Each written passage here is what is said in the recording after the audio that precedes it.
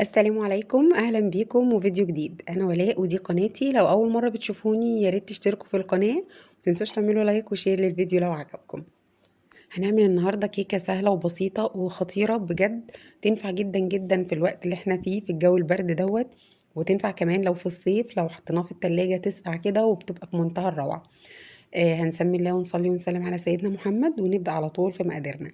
كيكة السنيكرز من أحلى وأطعم الكيكات بجد يا جماعة. هنعملها كمان النهاردة، الكيكة نفسها تبقى سبونشي قوي وخفيفة، وكمان التوبينج اللي على وشها دوت صوص الكراميل مش هيبقى تقيل ولا بيجزع ولا بيصد كده من السكر اللي فيه. بخطوة وتركة صغيرة جدا هنضيفها على الكراميل هتظبط الطعم جدا جدا.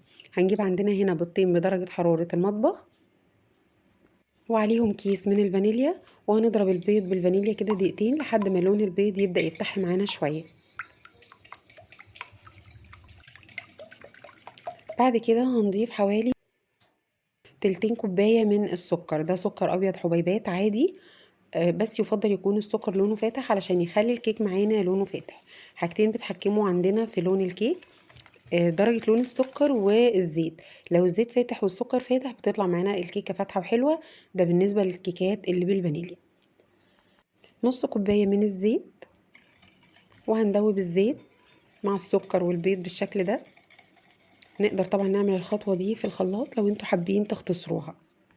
بعد كده هنضيف حوالي 3/4 كوباية من الحليب الدافي، يفضل الحليب يكون دافي، ده بيساعد ان الكيك يطلع معانا هش اكتر. وهنضيف عليه عصرة ليمون بالشكل اللي احنا شايفينه ده، وهنقلب بقى كل المكونات مع بعض تاني.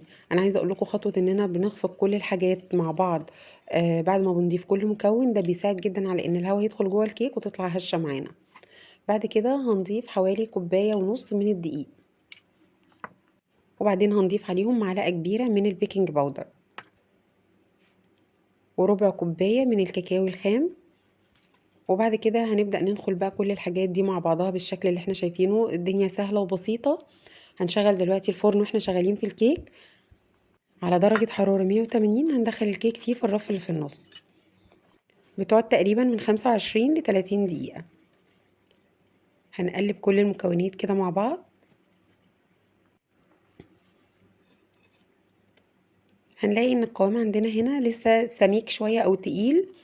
هنجيب بقى هنا كيس من النسكافيه اي نوع انتوا بتستخدموه، وهنضيف عليه حوالي نص كوباية من المية المغلية، وهنقلب النسكافيه بالمية بالشكل ده كده. وبعدين هنبدأ نضيفه على المكونات بتاعتنا.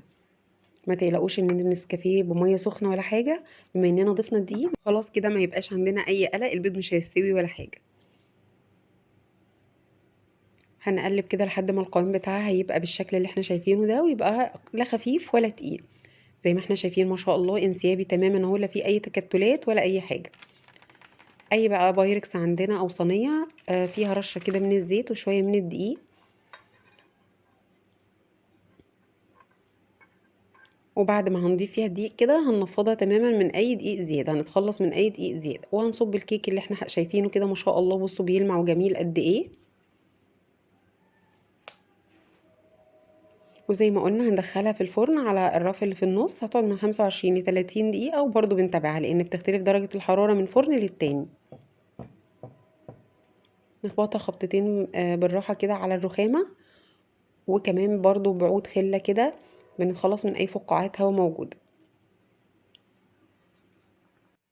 هندخلها بقى الفرن زي ما قلنا في الرف اللي في النص، بتقعد من 25 ل 30 دقيقه، وطبعا بنتابعها. بعد ما تخرج من الفرن هنسيبها تهدى شوية كده، بنتأكد تماما انها مستوية والخلة طالعة نضيفة. هنبدأ نخرمها كده بالخلة زي ما احنا شايفين. والخطوة دي اختياري اننا نسقيها شوية من الحليب. كده كده الكيك ده طري وفي منتهى الجمال، لكن انا بحب اسقيها شوية من الحليب كده. وممكن نضيف في الحليب معلقة صغيرة من الكاكاو ومعلقة صغيرة من السكر. بصوا ما شاء الله بتتشرب الحليب معانا كده في ثواني وبكل سهولة. ده دليل ان هي من جوه خفيفة جدا. هنيجي نعمل بقى خطوة الكراميل. وهنجيب حلة على النار، يفضل تكون الحلة دي معدن، وهنضيف فيها حوالي 3/4 كوباية من السكر. اللي بيحب الكراميل يكون كميته اكتر شوية يضيف كوباية وربع، انا ضفت كوباية الا ربع. هنقلب الكراميل كده ومش هنلمسه اطلاقا، ولا نحط فيه معلقه ولا اي حاجه لحد ما يبدا الحروف بتاعته تلون بالشكل ده، علشان ما يكلكعش معانا. هنا بس هنقدر بقى نتدخل بالمعلقه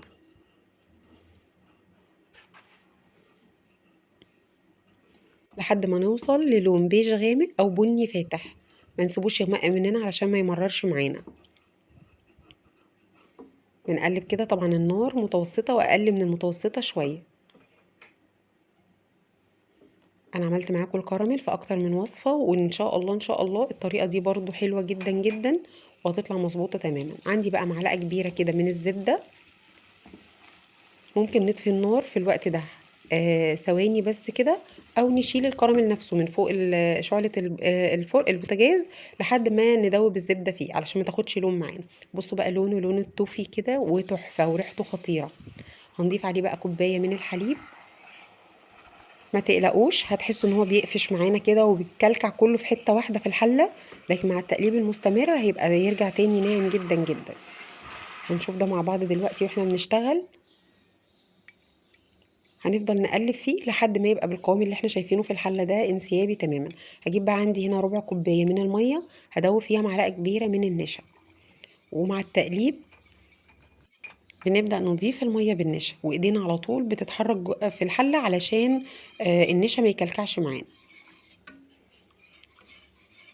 ذره ملح بقى، ودي السر في تظبيط طعم الكراميل بتاعنا اللي تخليه ما يبقاش جازع معانا ولا فيه اي مشكله، وناكل منه كده ما نزهقش ولا يصد نفسنا ولا اي حاجه. عندي بقى كوباية كبيرة من الفول السوداني، وبرضو السوداني هنا اختياري، لكن بما انها كيكة سنيكرز فاكيد انا كنت اضيف لها سوداني، وانا بحبها جدا جدا. وهو دافي كده او سخن هنبدأ نضيفه على الكيك بتاعنا ونوزعه.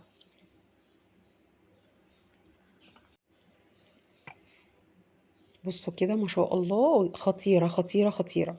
عايزة اقول لكم بقى طعم السوداني لما بيبقى جوه الكراميل يا جماعة بيودي الكيك ده في حتة تانية خالص. لو حابين تزودوا كمية السوداني اكتر من كده تقدروا تخلوا الكوباية كوبايتين. انا ضفت كوبايه، انتوا تقدروا تضيفوا كوبايتين. هنسيبها بقى تبرد تماما. انا في الشتاء هنا محتاجتش ادخلها خالص التلاجة، لكن لو في الصيف هندخلها التلاجة حوالي ساعه ساعتين. ولو حابين تاكلوها دافيه تقدروا طبعا تاكلوها يا دوب الكراميل يهدى بس كده عليها، ونبدا ناكلها سخنه بقى في الجو البرد ده. مش عايزه اقول لكم طلعت خطيره قد ايه. زي ما انتوا شايفين كده الصوره بتتكلم، الوصفه ما شاء الله والمقادير ناجحه 100%. يعني انا بنصحكم كلكم تجربوا كيكه الكراميل، وبعد كده انتوا هتدمنوها، هتبقى دي الكيكه المفضله عندكم.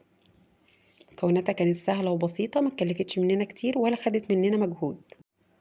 هنا بتكون خلصت وصفتنا للنهارده. اتمنى يا رب انها تكون عجبتكم. لو عجبتكم الوصفه بقى ما تنسوش اللايك والشير والاشتراك في القناه، وتفعيل جرس الاشعارات على الكل عشان يوصل لكم اشعارات بكل وصفاتي الجديده. اشوفكم فيديو جديد على خير، والسلام.